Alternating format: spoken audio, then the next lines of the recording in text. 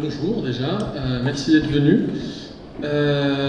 C'est la dernière intervention du cycle de conférence programmée par le merveilleux Raphaël Colson qui est en train de manger son taboulet à côté. Je pense qu'on peut faire un seul applaudissement. Voilà. Et cette table ronde va porter sur l'imaginaire de l'effondrement dans notre culture populaire, grosso modo à l'heure actuelle, dans nos états d'esprit d'habitants du XXIe siècle. Et juste en avant, Raph travaille sur le post-apo depuis un petit moment, et souvent tendance à dire que le post-apo ça remonte à la fin du XIXe siècle. Eh bien non, monsieur Colson, je vous réfute. Allumez votre micro, monsieur Colson. Qui est très sympa, je lui laisse un droit de parole, mais on a failli se battre tout à l'heure. On a failli se battre. Non, voilà, l'idée, la thèse que j'essaye de défendre, c'est que parce que du coup on va faire plus rapide pour des questions d'horaire, c'est que le post-apo remonte vachement plus haut que dans le temps pour moi que la fin du 19e avec le bouquin qui est le premier bouquin de post-apo qu'on connaisse, de Mary Shelley, qui s'appelle The Last Man. Et on a souvent tendance à dire que ça commence là. Moi, ma théorie, ce serait que ça commence vachement plus tôt, que ça commence à la fin du XIIe siècle, en fait, en France et en Europe notamment, avec Chrétien de Troyes, qui, pour moi, est la personne qui a cristallisé l'intégralité de ce qu'on connaît dans les littératures de l'imaginaire aujourd'hui, que ce soit dans le fantastique, le merveilleux, la science-fiction, la fantasy, plein de choses. Et donc, pour moi, dans le post-apo aussi, parce que Chrétien de Troyes nous décrit une société dans laquelle on a perdu ses repères et on est en perte de vitesse par rapport à la gloire des siècles précédents. Le royaume il est unifié, la jeune noblesse se fait chier. Et du coup, pour sortir du contrôle des institutions ecclésiastiques, elle va du coup se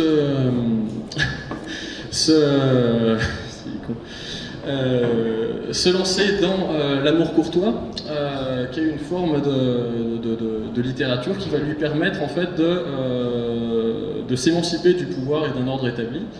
Et cet amour courtois auquel a pris part notamment Chrétien de Troyes décrit une société très normée sur sa fin, qui est donc la société de la jeune noblesse, qui est la seule qui est censée exister puisque les autres ne sont pas dignes d'intérêt et que les seuls qui pouvaient laisser une trace de cette façon-là dans l'histoire sont les jeunes nobles et ceux qui parlent d'eux.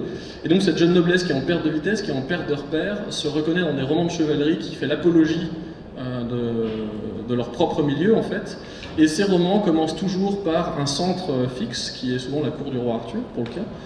Et à chaque cadre fixe, à chaque enclave de civilisation, on a par exemple dans Lancelot, c'est la reine qui se fait enlever, dans Yvain, c'est sa femme qui le largue, dans Perceval, c'est je sors sur la route, je croise un mec, je sais pas qui c'est, il veut me tuer, je le bute, je suis un chevalier, hey, c'est trop cool.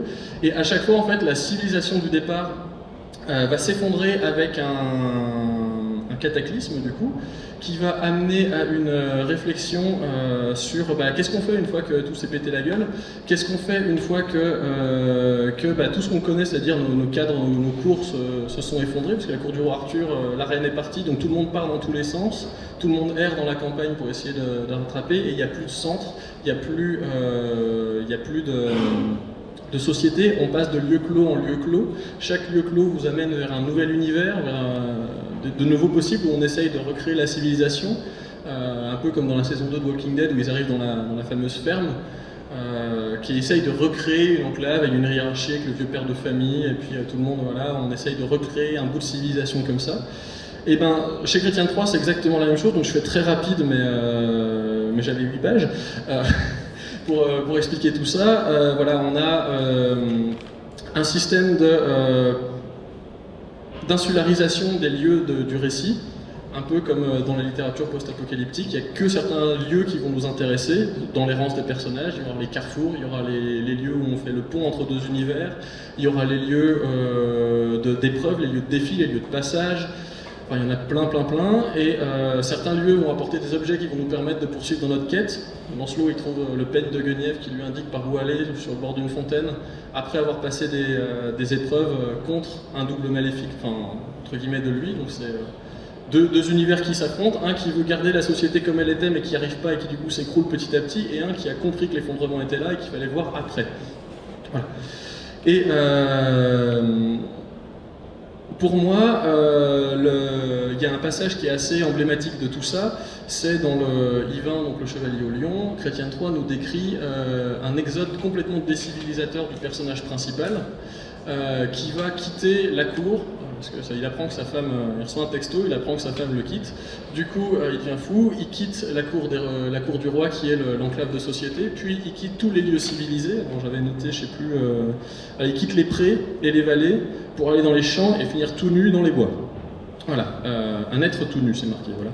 Et du coup, en fait, on va le rechercher dans des lieux de civilisation, mais comme le monde s'est écroulé autour de lui, il n'y a plus rien, donc on le cherche dans les haies, dans les vergers, mais il n'y est pas.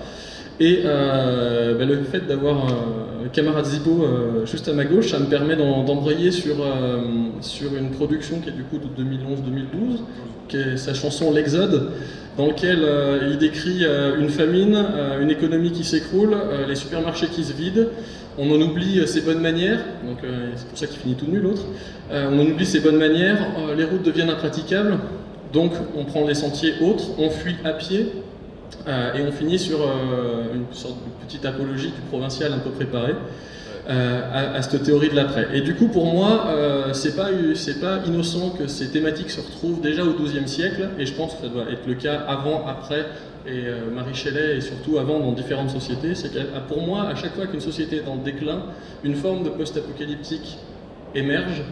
Quand le Nouveau Testament est sorti et a fait le buzz à l'époque, l'historien Pierre Vidal-Naquet, il explique que dans l'Ancien Testament, par exemple, il n'y a pas de merveilleux, mais il y a du surnaturel. Voilà. Le merveilleux, c'est l'arrivée d'un élément qui chamboule, alors que le surnaturel, c'est accepté, les anges, ça marche sur Terre, c'est normal, personne ne pose de questions là-dessus.